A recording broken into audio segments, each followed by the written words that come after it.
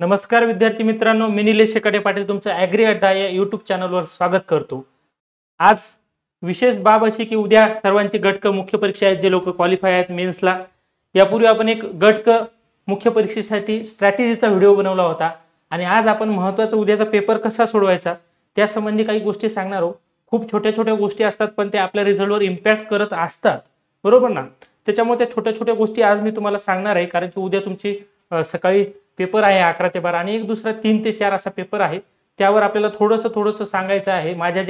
माझे जे अनुभव आहेत किंवा परीक्षा असताना देत असताना आपल्या काही चुका होतात, त्या चुका तुमच्या होऊ नयेत, फक्त एवढीच बाब त्याच्यातून मला अधोरेखित करायची आहे, म्हणून आपण आजचा हा व्हिडिओ बनवत आहे, ठीक आहे ना।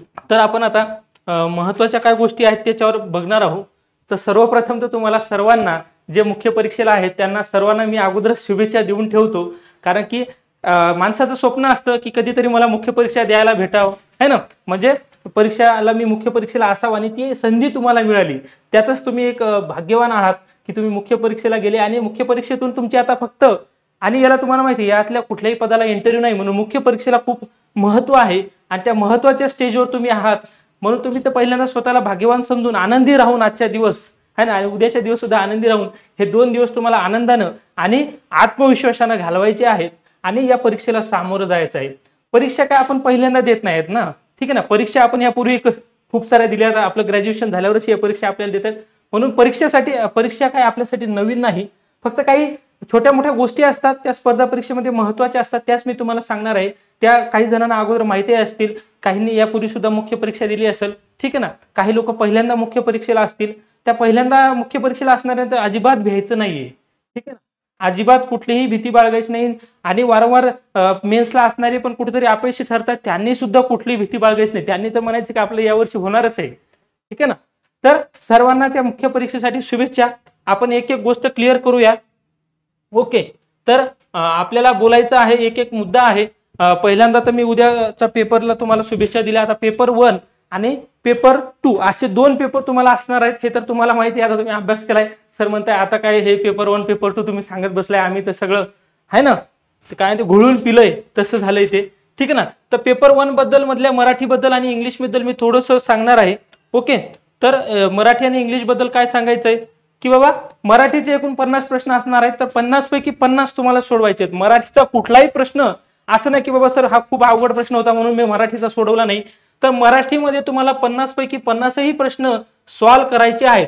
तुम्ही म्हणाल सर आता बाबा मग काही जणांनी खूपच अवघड प्रश्न असतो, तरी तो ट्राय करा, तो प्रश्न तुम्हाला आलाच पाहिजे, ठीक आहे ना। आणि महत्त्वाचं काय, 1 तास आहे, एका तासामध्ये एकूण तुम्हाला 100 क्वेश्चन सोडवायचे आहेत। तर या 100 क्वेश्चनसाठी आता तुम्हाला काही जणांनी सांगितलं असेल की बाबा मराठी हे 20 मिनिटात झालं पाहिजे, ओके ना। मराठी 20 मिनिटात झालं पाहिजे। माझं म्हणणं आहे की 20 मिनिटं असं करून ते घाईघाईने चुकू नका प्रश्न, ठीक आहे ना। आपल्याला 20 मिनिटात सोडवायचं, 20 मिनिटात सोडवायचं। काय होईल, कधी कधी काय असते, इंग्लिशचे क्वेश्चन खरंच बाबा काही जणांचा इंग्लिशचा अभ्यास झाला नसेल, है ना, एखादे 2-3 टॉपिक राहिले असतील आणि ते येणार नसतील आणि ते प्रश्न सोडवायचे नसतील पुढे जाऊन, तर मग मराठीचं तुम्ही फास्ट सोडून चुका कशाला करता।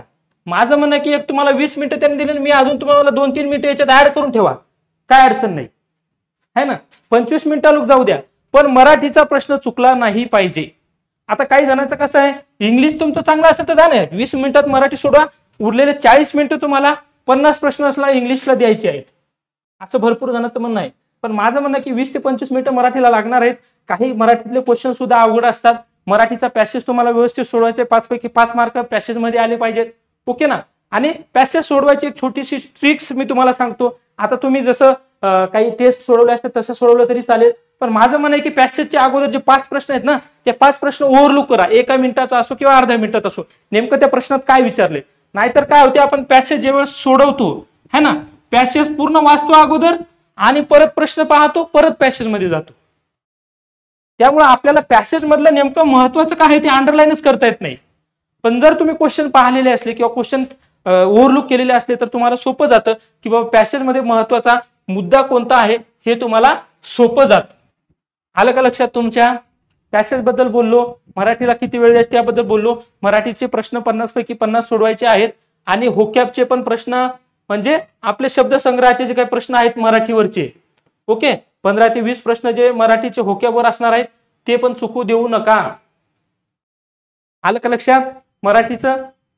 आता आपण इंग्लिश बद्दल बोलूया. ओके, इंग्लिश बद्दल बोलूया. इंग्लिशचे पण 50 प्रश्न आहेत, तुम्हाला माहितच आहे. आता इंग्लिशचं काय ध्यानात ठेवायचं आहे की बाबा इंग्लिशमध्ये काही प्रश्न हे अवघड असणारच आहेत.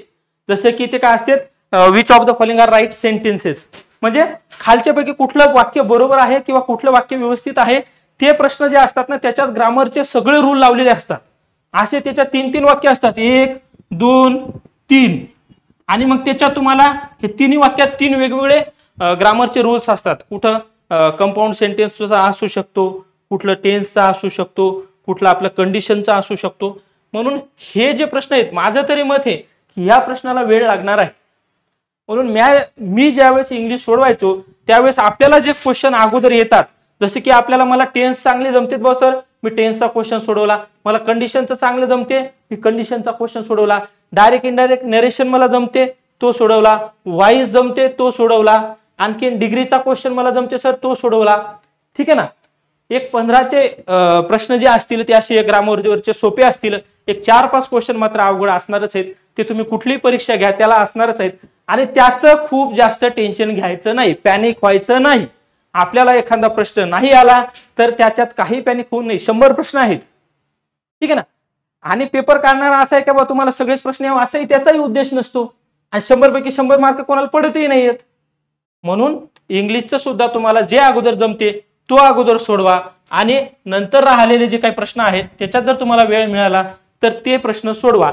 एक माझं म्हणणं आहे की 90 to 95 हा सेफ अटेम्प्ट आहेत, ठीक आहे ना. 90च्या वरच करा तुम्ही, 90च्या खाली येऊ नका, है ना. आता काही जण म्हणतात की बॉस सर 100 तर सोडवायलाच पाहिजेत.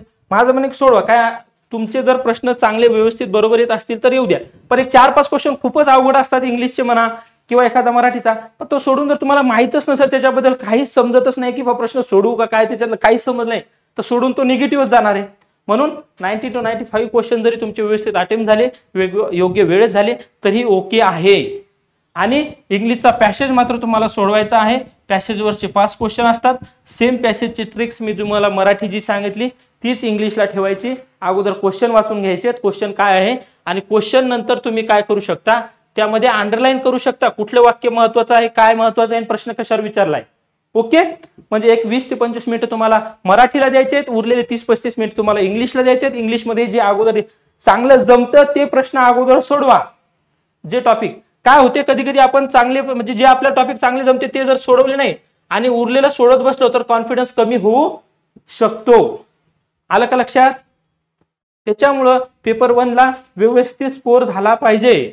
आता पेपर 1 ला स्कोर तुमचा 75+ असं टार्गेट असते. आता तुम्ही जर सगळ्यांचे रिझल्ट बघितले असतील, STI PSI चे किती कट ऑफ लागतायत, ते 145च्या वरच कट ऑफ लागतायत. म्हणजे 75+ हे तुमचं मिनिमम सांगतोय मी. तुम्ही 80-85 पर्यंत पण घेऊ शकता, असं काही नाहीये. पण इथं 75+ आणि तिकडे तुम्हाला एक 65+, म्हणजे इथं तुम्हाला 80 आले आणि तिकडे 60-65 आले, तुमचे एक 145च्या पुढे स्कोर जातो. ओके, आता आपण पेपर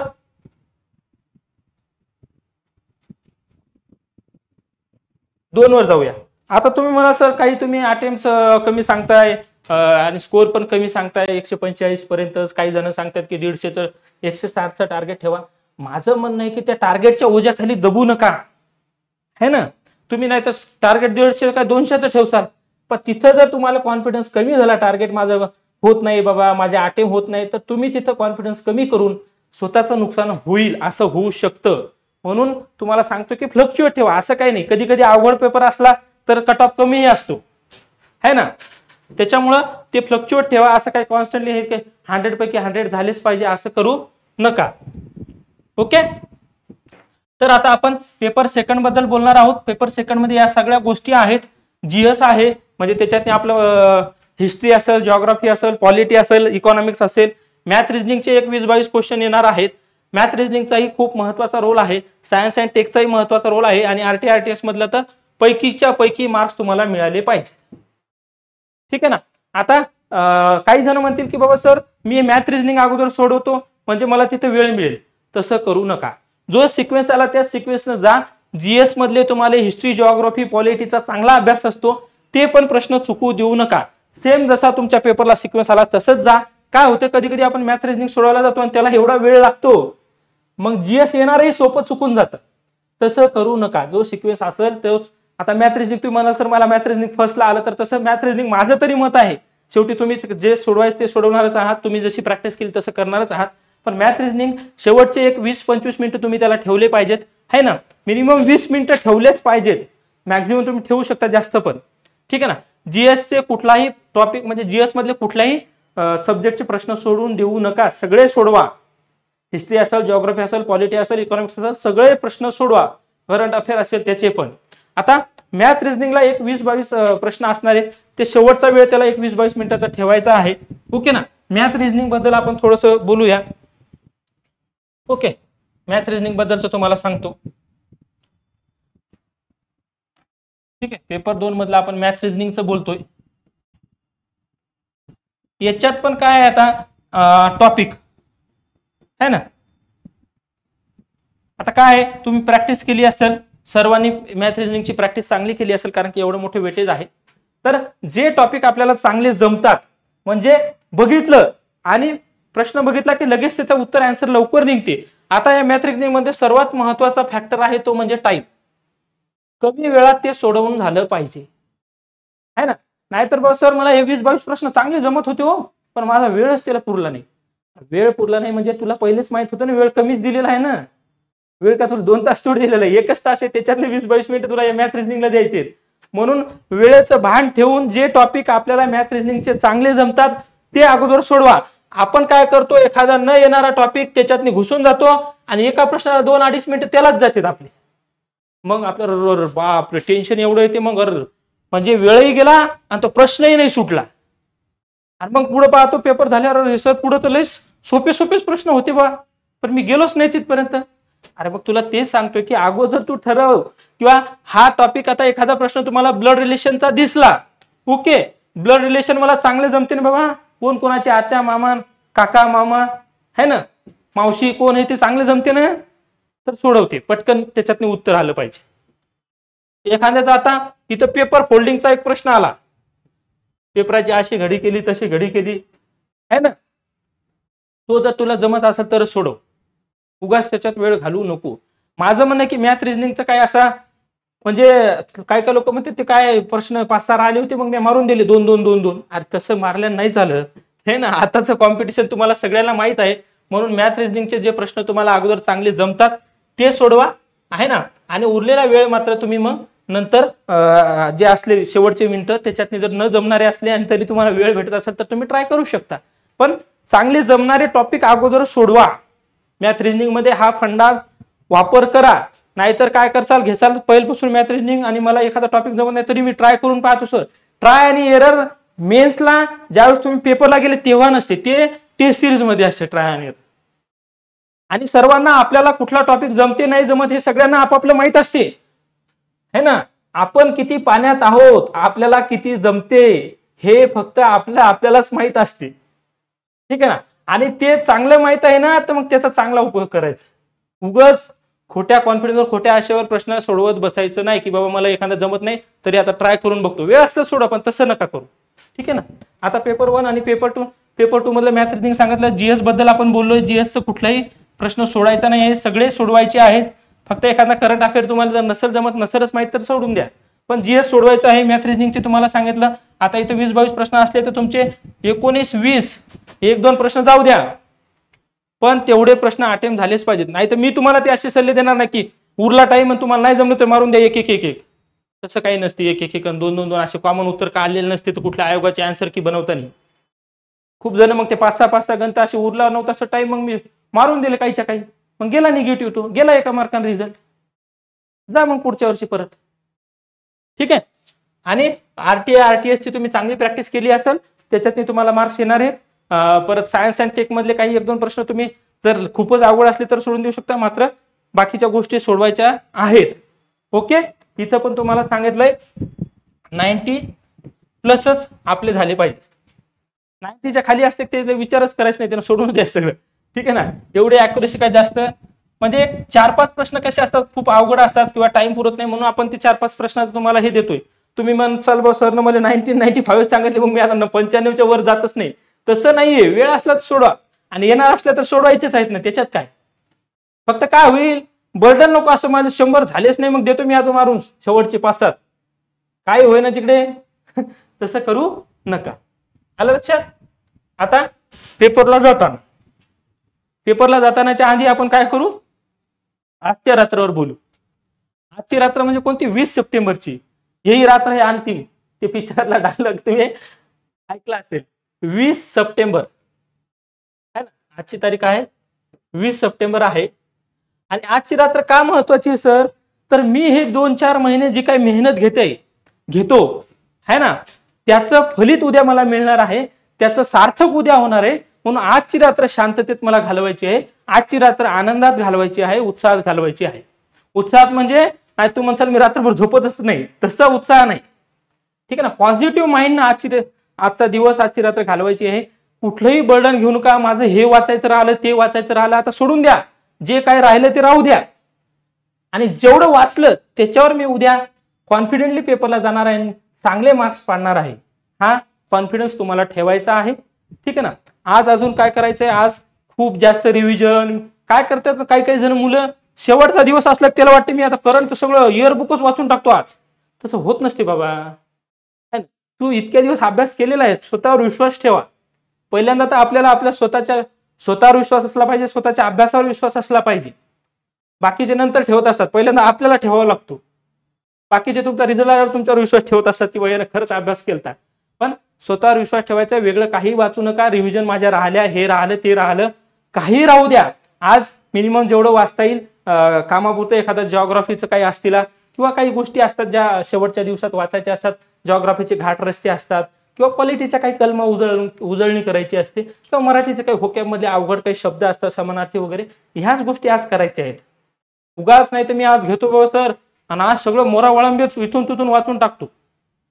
बाबा त्या माणसाला लिहायला किती दिवस लागले, तू एका रात्रीतून तसं काही करू नको. आणि उगाच रात्रभर काय जागू नको. आजची रात्र तुला शांत झोपायचं आहे. ठीक आहे ना. झोप शांततेत घ्या. 8 तास तुमची झोप झाली पाहिजे. 10-10:30च्या पुढे आज जागरण करू नका, है ना. 10-10:30च्या पुढे जागरण करू नका. 10-10:30 नंतर तुम्हाला झोपायचं आहे. तुम्हाला झोप लागणार नाही हेही मला माहित आहे. ना ज्यांची मेस असते त्याला तर लगेच लागणार नाही, त्याला वाटेल उद्या काय आपल्याला युद्धावर जायचं म्हणजे आज काही झोपच नाही. तसं करू नका. झोपण्याचा प्रयत्न करा.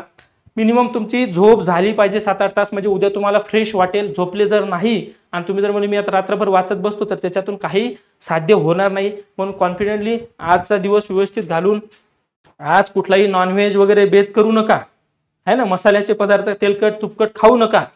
नाही तर बाबा आज आता उद्या हे करायचंय तर आज नॉनव्हेज खातो संध्याकाळी, है ना. म्हणजे खाऊ नका म्हणजे तुमच्या तब्येतीसाठी सांगतो. नाही तर सर म्हणाल बा नॉनव्हेजच्या काही विरोधात आहे का, तसं काही नाही आपलं, है ना. आजच्या दिवस फक्त टाळा, म्हणजे उद्या पोटात गडबड होऊन आपला पेपर वाया नाही गेला पाहिजे. ओके. शांततेत 8 तास तुम्हाला झोप घ्यायची. 10-10:30 नंतरचा अभ्यास बंद करायचा आहे. उद्या सकाळी काही वाचू नका जास्त. ठीक आहे ना. वाचायचं असं ज्यांची इच्छा असते ते वाचणारच आहे, मला माहिती, मी सांगून थोडी होणार आहे. पण जास्त वाचण्याचा प्रयत्न करू नका. शांततेत रिलॅक्स माइंडनं राहा रात्रभर. ठीक आहे. व्यवस्थित झोप घ्या. आणि उद्याचा आपण एक मुद्दा बोलायचा आहे. परीक्षेला जाता जाता काय करायचंय, परीक्षेला जाता जाता मध्ये महत्वाचं काय साहित्य, म्हणजे तुमच्याजवळ 2 ब्लॅक बॉल पेन असले पाहिजे, तुमचं हॉल तिकीट असलं पाहिजे. ठीक आहे ना. तुमचं आधार कार्ड, पॅन कार्ड जे काही न्यायचं ते असलं पाहिजे. पाण्याची बॉटल असली पाहिजे. पाण्याची बॉटल स्वतःची घेऊन जा, नाही तर मग दुसऱ्याला मागाल. तसं करू नका. नाही तर मग तुम्ही म्हणसाल सर मला तहान लागली होती आणि ते पेपर त्याच्यातच लक्ष लागत नव्हतं. तसं करू नका. ठीक आहे. उद्याचा सकाळचा नाश्ता थोडासा हलका नाश्ता करा.